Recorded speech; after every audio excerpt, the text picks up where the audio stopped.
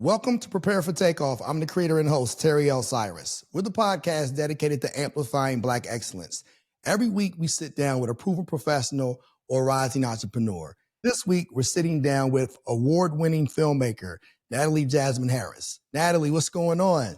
Hi, thank you so much for having me. We wouldn't have it any other way. Please allow me to give you your much-deserved flowers. You're doing your thing at such an early age. Many people know we've recently added you to our team with all of the things that you managed to accomplish to date. You have this storied background and you're not even 30. I know you're a proud native of Maryland. So talk us through, what was it like growing up in Maryland? Well, I love being from the DMV area. I kind of describe it as being a little bit like a utopia where I'm from. There was everyone in my neighborhood. Folks came together of all races, religions, backgrounds, and we all just like coexisted, and it was really beautiful and super liberal. And I really didn't know that discrimination and things like that existed so currently until I went to boarding school for high school, which was in very rural Virginia, completely opposite from the neighborhood I grew up in. So growing up in Maryland was really beautiful and just like a perfect little world for me. What was that transition like for you, having gone from the DMV where being melanated is very commonplace, and then to go to a rural community where maybe it's not as commonplace? What was that adjustment like for you? It was a culture shock for sure. I left home at 14. I was really young and was going to be on my own for boarding school. And it was tough, I will say. But in that difficulty, I really found my voice in a lot of ways. I was in high school during the time of Black Lives Matter, the first part of it. And I was really paying attention to the news and things that were happening around the deaths of folks like Trayvon Martin. And that really made me interested in social justice. In my high school, I was one of only two Black girls in my grade. And it seemed like no one really knew what was going on outside of our little bubble. And so I started actually making films and going to protests and making documentaries about what was going on in the community, in the Black community, and just the nation around police brutality and other issues, and tried to wake people up at my school, for lack of a better word. And that's really kind of how I got passionate about storytelling and filmmaking. So it was really hard to be one of only two Black girls in my class and find friends and community when I felt so different than everybody around me. But I think if I didn't have that experience there, I maybe wouldn't find my voice in the same way. So I'm grateful for it in a roundabout way. I love how you always see the glass as half full, never half empty. And that's one of the Yeah, things that I always encourage our viewers and listeners to do, because things don't happen to you, they happen for you. So exactly. that was an opportunity, as you mentioned, to find your voice. Now, prior to going to boarding school, was that something of any interest to you as far as storytelling, or were you just somebody that just enjoyed watching film and television and you didn't necessarily know if that could be a career, or did you know early on that's something that you wanted to do? I would say I really liked technology and cameras and even like video editing on iMovie and things like that when I was in middle school. So I always had an interest in like images and equipment and things like that, but I didn't really know that filmmaking was a job or a career or something that I would do outside of just me and my friends are going to make a cool music video on the weekend and like we'll just do that and put it on YouTube. I didn't really see it as something that I would actually do until I got older and went to high school, made documentaries, and then obviously I went to college for film school. And that's really when I was like, okay, this is actually something that I want to do for real, not just with my friends for fun. After you left boarding school, where did you attend college? I went to American University in DC for my first year of college. I thought I was going to be a journalist, documentarian, making videos for National Geographic or NBC News or something like that. While I was in college at American, I realized that the same idea I had of trying to make documentaries that would like wake people up, mostly white people, and try to inform them and educate them wasn't something that I actually wanted to do long term, or even something that I think is super possible. I really think that educating folks, they have to kind of do that themselves. And I kind of became more interested in telling stories that was for my community rather than just about my community. So I wanted to learn how to write, and I also wanted to expand beyond documentaries and learn how to make fiction films and music videos and commercials and just storytelling in general beyond just like documentary interview style content. And I decided that I wanted to transfer to NYU to do that. And that was always my dream school, actually. But when I was in high school and I applied to NYU, I actually got rejected. So I went to Mm. American and, was happy to go there. And then I decided to reapply to NYU as a transfer student, which is apparently harder as a transfer student, but I got in and I decided to go. It was a really big sacrifice because transfer students don't get a lot of aid. So also a lot of my college came from taking out loans from my mom and me. It was a really big sacrifice, but I knew that I really wanted to do that. And I went in with the mission of what I wanted to get out of it. And I was super determined in my 3 years that I had there. I'm super grateful that I was able to make that choice and go to NYU and like become the filmmaker that I am. After film school, what did you find yourself doing professionally? I graduated in May 2020, so right in the middle of the pandemic. And we didn't even have a graduation ceremony until 2 years later, when we could go to Yankee Stadium and everything and do all of the traditional cap and gown stuff because it was a pandemic and we couldn't gather. And NYU was so large that they really had to make sure it was safe because I don't even know how many thousands of us. So, yeah, after graduating, it was really hard. Everyone was getting laid off or fired who had jobs for years. And so to be someone just coming in trying to get their first opportunity, it was like impossible. So I moved back home to Maryland, as most people did, and just waited out the vaccines. And while I was home, I did little things here and there. Like I did some freelance work for a local nonprofit to do social media. I started like one of my hobbies was I started digitizing archives and like home videos and things like that. And so I had a little side business archiving people's home movies and tapes and VHSs. I also finished up my thesis film called Pure that I shot in 2019. I did the editing on that and took it around to film festivals, which were all virtual. But that is basically how I spent my time for that first year. And then I got my first like real full-time job a year and a half after I graduated. But when I got that job, 4 months in, I got a screenwriting grant from SF Film that allowed me to focus on writing my first feature.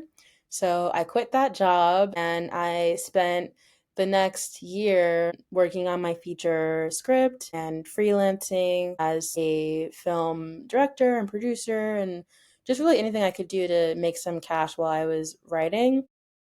And I moved back to New York and it just kind of did the artist life. And yeah, since then I've been balancing like making my own projects, my own passion projects, working for hire with freelance gigs, and also occasional full time or contract gigs doing video producing or things like that. I've worked at places like Vogue and Logo TV as a film producer, associate producer, and also was an assistant for a while. I've kind of just done like whatever I've needed to do and whatever I could do while also staying true to my artistry. And it's a constant battle with trying to find like stability and like pay your bills and also giving yourself the time and space and freedom you need to create and to write and to direct. So I've been, yeah, trying to find that balance. And it's been a really rocky time with the pandemic and then the strikes and now the recession. So, yeah, I've kind of just been forging my own path and doing what I can to try and have it all. One of the things you mentioned, your short, Pure, and you've had a lot of success with that. You're being very humble. I want to make certain that our viewers and listeners fully understand the magnitude of this short, the success you had with it, and what that success led to. So talk them through the stages that Pure took your career. This episode of Prepare for Takeoff is brought to you in part by Riverside, the platform that I trust to record studio quality podcasts right from my laptop. With Riverside, I get crystal clear audio and 4K video. Plus, it's super easy to use. Whether you're a beginner or a pro, Riverside helps your podcast sound amazing. Try it out for yourself. Click the affiliate link in our show notes and start recording like a pro with Riverside. My thesis film, Pure, it was really crazy, but the first thing that ever happened with the film was it received the Directors Guild of America Student Film Award. That was before we even went to festivals or did anything. So it started off on a high. And then after that, we went to, I think, over 50 film festivals, and they were worldwide. Again, most of them were virtual, except for towards the end of the festival run, I got to go to a couple of festivals in person. But one really amazing opportunity was our film was a finalist, a top 5 finalist for the American Black Film Festival, ABFF, HBO Short Film Competition. And after the festival, HBO ended up acquiring the film to stream. So I ended up getting a deal to have my short film on HBO Max, and it's still streaming. You can go watch it right now. And that was something that I never expected to happen, from just my little NYU student thesis film to be on a major platform. It was really a dream come true. After making Pure, about 2 years later, I made another short film called Grace. That was my first time making a film outside of film school, like truly independently on my own. I did 2 Kickstarter campaigns and took on debt and really just did whatever I could to make that film possible. And Grace ended up premiering at Sundance in 2024, which was another huge dream come true, beyond my wildest dreams, to be accepted into Sundance. They had 13,000 submissions and took 54 short films. So it was just mind-blowing to be amongst that. We've had a really amazing festival run with Grace as well. And a couple months ago, we launched on Vimeo as a staff pick. And then we got acquired by the Criterion Channel. And so Grace is streaming on Criterion as well, which is another dream of being able to have that kind of a platform like Criterion, which really is known for celebrating indie films and art house cinema like across the world. So many filmmakers who I've looked up to for years and have really been prolific like across the world have work in the Criterion collection and on the Criterion channel. So to be next to them with Grace, it means the world. So I've been really lucky and blessed that my films have been able to reach audiences, especially as a short filmmaker.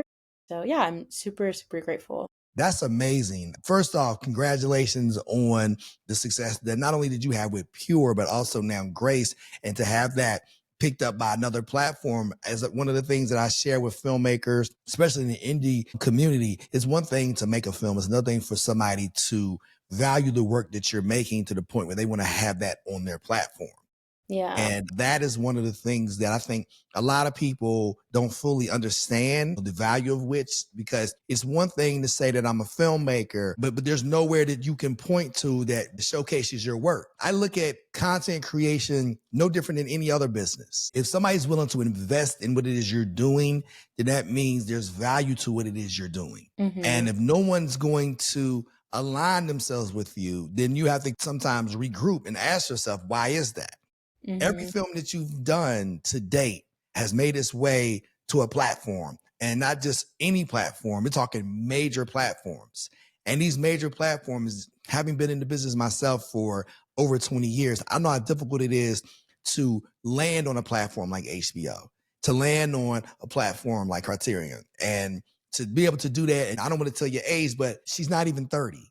And to do all those things, I know people who've been doing this for close to 30 years, and they haven't had the opportunity to do what it is you've done in a short span of time. So I want you to fully understand the magnitude of what you've managed to accomplish thus far. Take full advantage of those pinch me moments, because there's been quite a few, and there's far more to come, to say the least. So not only are you a celebrated filmmaker, but you're also somebody who has done a lot of great things in the commercial space, having directed national campaigns, things of that nature. So it's not my job to give away all of the tea. I want you to pour it. So with that being said, talk us through what led you to directing commercials for Verizon, Hyundai. When it comes to commercials, I have really loved finding my way in that world. And honestly, as an independent filmmaker, commercials really help to pay the bills. Working with brands, that is where the money is, frankly. So I have tried my hand in that a couple times, and I got my first commercial because I won a contest from the Outfest Film Festival and Hyundai. I submitted a 1 minute video, and the winner of that 1 minute video contest got the opportunity to learn how to direct a commercial and work with Hyundai, who was the sponsor of the festival. And I was lucky enough to win. So I got shown the ropes of how to do a commercial. I had an amazing mentor, Sophia Clark, if you're listening. And I was able to like pitch ideas to Hyundai, and then they chose one and we revised it, and I wrote the script, and I did the whole process from start to finish and directed the commercial. It was an LGBTQ spot for their different sponsored events. So I got to go to the GLAAD Awards with my commercial, and it was on YouTube and really just made a mark. So that was really incredible. And then that helped me get another commercial that I did about a year later for Verizon. That was really my first like non-contest commercial. I was really happy to do that. Besides commercials, I also have done some branded documentary work. I got hired by Time Magazine to do a short documentary about Kamala Harris and her historic vice presidency in 2020 with my grandma. I interviewed her, and that was really amazing. And then I also got hired last year by Breakwater Studios, which is a really amazing short documentary studio. They've actually won the Oscar twice for short documentaries directed by the incredible Ben Proudfoot, who's really such a talented filmmaker. And they have a series called Flowers with YouTube that I got hired to direct for. And I did an episode with the natural hair guru, Whitney White, aka Natural85, and did a video kind of sharing her origin story and giving her the flowers that she really deserves for helping to start this movement towards natural hair for Black women. I say to people all the time, it has to be something when you're walking in your purpose, it's very evident to all those around you. So that's why I'm always encouraging people to find your purpose. And one of the things that'll help guide you to your purpose is following your passion. Yeah. And I don't know you had mentioned, because trust me, we've all been there as creatives, the ability to monetize. That is a real thing. How can I monetize? How can I monetize? But what I would often say to people, and this is something that I've had to subscribe to myself, you have to find a way to identify oxygen supplies while you're continuing to build your career as a creative. Because sometimes as a creative, you may not necessarily always be able to monetize what it is you're working on in real time. But in the same regard, we all have bills. In the same regard, we have to eat, but we have to keep food in the refrigerator. So with all that being said, you have to figure out, how can I hustle, do what I need to do? I may find myself juggling 1,000,001 things, but if I have a oxygen supply, then it will allow me to continue to do the things that I'm passionate about, things that I love. Because I think a lot of times when you see people who went to New York, went to LA, even Atlanta, and they went there to start a career in film and television, and then they come home and they want to do something different, a lot of the things that led to that change of mind is failure. And that failure may have led them to a place of destitute. It may have led them to the place of, having to couch surf, live out of their car, whatever the case may be. But if you find a way to weather that storm, whether that's getting a job, whether that's doing freelance work, whatever it may be, do something that allows you to still survive. And then your passion will help you one day thrive. It's a marathon, not a sprint. I don't know anybody who has shortcut their way to the top. Yeah. Unless you're able to benefit from like connections or generational wealth, Right. or my favorite word, nepotism. Nepotism. Yeah, that's a real Hard. thing. Yeah, it's a very real thing. I found that it really takes a village. Like you have to not be afraid to ask for help and tell people like what you need. I've done a GoFundMe when I was really having a tough time getting work and sustaining myself. I've also like moved back home to Maryland with my family during different periods to just have some extra support and like be able to focus on my art instead of having to stress myself out trying to worry about how I was going to make rent. And it takes a lot of sacrifices and sometimes it's not glamorous, but it's kind of all a part of the journey and the origin story you have to do, whether it's getting like seven roommates or nannying. People have to find their own path. And sometimes you'll go through seasons that are easier or harder than others. But I always like to say, like, even though I've had so much success and accolades, I like to also just be real about the hard times and the things I've had to navigate and like decisions I've had to make that are not necessarily ones that are super fun and glamorous. And it's like these two things can coexist at the same time. Thinking about starting your own business? Make it real with Shopify, the all-in-one platform trusted by millions to sell online and in person. Whether it's merch, art, or digital goods, Shopify gives you the tools to build, grow, and succeed. And here's the best part. When you sign up using the affiliate link in our show notes, you're supporting Prepare for Takeoff and starting your business off right. Click the link and start your free trial today. Before we close out, I wanted to give you the opportunity to leave our viewers and listeners with 3 things that you feel will help them prepare for takeoff. I love that. I think for me, one thing that's been super helpful for me to kind of stay grounded in is to just remember why I do what I do, why I tell my stories, like to just be really grounded in your why. And it has to be something that is not just reliant upon a measure of success. Like, I can't tell you how many people who reach out to me say, "Oh, I want to make a film that goes to Sundance. What do you think I should make it about?" Like, no, you should not make a film or tell a story because you want it to go to a certain place. Because what if it doesn't? It's like, what is your actual why that's rooted in you and your passion? It has to be something about why you want to tell this story or what you want to say about an issue or what kind of stories do you wish you had growing up or just something deeper and actually meaningful because it takes a long time and a lot of investment to be an artist and be an entrepreneur, do anything really. So you have to have an investment in it that's not just about a certain measure of success. So being really confident and excited about your why is super important. I also would say don't be afraid to ask for help when you need it and like lean on your community and your village. And if you don't have one, find one. Issa Rae talks about networking like laterally and not only networking, but just like building community laterally, like where you are. Find people who are your same age, find people who are on your same path, doing the same things that you're doing. Don't necessarily look to people who are all the way up here to like pull you up because that may not always happen. And also, they are oftentimes really hard to reach. So, realizing that the people who are around you and on your same level are going to be the next generation to be the Issa Raes, to be the Steven Spielbergs, whatever your favorite icon is in the industry that you're in. So, really building community in that way is super rewarding and fulfilling to just have relationships and people you can relate to, and also relationships that are authentic and not just built on like transactions, like, oh, I want you to talk to me because you can do this for me, rather than just it being about like, hey, I think you're cool. I love what you're doing.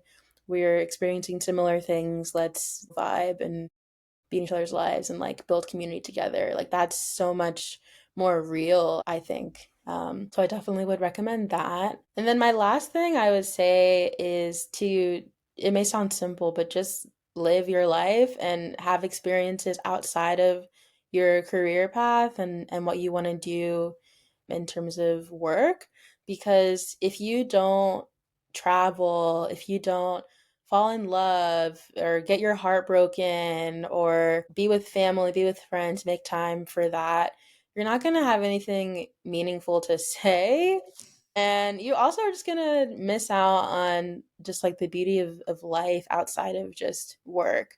And I think it's super important to just have a life for yourself where you can be happy and like be fulfilled beyond the day to day of trying to hustle with your storytelling or your career, because it's just so important, and like it'll ground you and also give you really cool things to talk about in your work and just connect you with the world. Like I got to a place earlier on in my career after college where I was really getting burnt out, and I literally just didn't have any energy to give my writing or work because I was just going so hard. And I really realized how important it is to make time to rest and to just like be still. You know, you can't just go with work. Like you have to have boundaries and take care of yourself and just experience other things. So that's been something that's been really important to me. Of like, okay, how am I making sure that I'm like well rounded and resting and having fun and just living a life that I can talk about later. So that's something that I definitely say is important. It can't just all be about capitalism and work and all of that. Those are great words of wisdom from somebody that's so young. You're wise beyond your years. Those are a lot of the things that I share with people all the time. The importance of making relationships that aren't rooted in transaction. I've had a lot of the same relationships for 25 plus years. And that's because they're not rooted in transaction. And kind of to your point, I was able to build those relationships laterally. Some of my friends that were where I was in my career then 20 plus years ago, those are the same people that are doing films that you watch. Shout out to my boy Keith Beauchamp, who did the Till movie, or shout out to another great friend of mine, Bruce George. He's the co-founder of Def Poetry Jam. So these are people that we all were ascending at the same time, and we've continued to ascend because that's something that we were rooted in. We were rooted in our purpose, being like-minded and being able to pool resources, being able to help and pour into one another when necessary. And so again, I can only share with people, Natalie, what I've known to have been my reality and what has worked for me. And Mhm. and it's so true. You have to have that work-life balance. And Yeah. I find myself working all the time nonstop, but you have to always have time for family and friends. You have to, create those barriers, because if not, you will burn yourself out. One of the things that I'll add to what you said is the importance of faith. Faith is very important because faith is something that keeps us grounded, and that's something that we can build upon. Faith is a really important thing to me as well, and, like, even if it's not necessarily, like, religious faith, like, spiritual faith, even if it's, like, meditation, just having a belief that there's something larger than just you, um, is so, so important. I think it really helps to know that, like, you're not just here by chance, like, you're here to do something meaningful and have a purpose, no matter the size of that. And just like staying grounded in that has really helped me as well. I'm so amazed by your journey, and I'm sure not just am I amazed, but so too are our viewers and listeners. So, with that being said, how can our viewers and listeners follow your journey on social media, website, whatever you feel comfortable with sharing with our viewers and listeners? I have my own website, nataliejharris.com. Also, you can find me on Instagram, Natalie Jasmine Harris, on Twitter or X, Natalie J. Harris. Those are like the main methods to find me and watch my films, watch Pure on HBO Max, watch Grace on Criterion or also on Vimeo where it's free. I have other documentaries. I have Flowers is on YouTube, and my documentary Ben and Bloom is also on YouTube through the It Gets Better Foundation's profile. But all of this is also on my website. You can find links to all my films and connect with me that way. Natalie, thank you for spending so much time with us. It was a joy to, have a extensive conversation that we could privy our viewers and listeners to, and just wanted to wish you much continued success. Thank you so much. It's been such a joy to talk to you, and I'm really happy to be a part of this podcast. I appreciate it. And also, I wanted to thank our viewers and listeners, whether you're watching on YouTube or Spotify, or you're listening on Amazon Music, Apple Podcasts, Audible, iHeart, or Pandora. As you know, every week we're going to continue to bring you conversations with proven professionals and rising entrepreneurs. And all of these conversations, just like this one, will help you prepare for takeoff.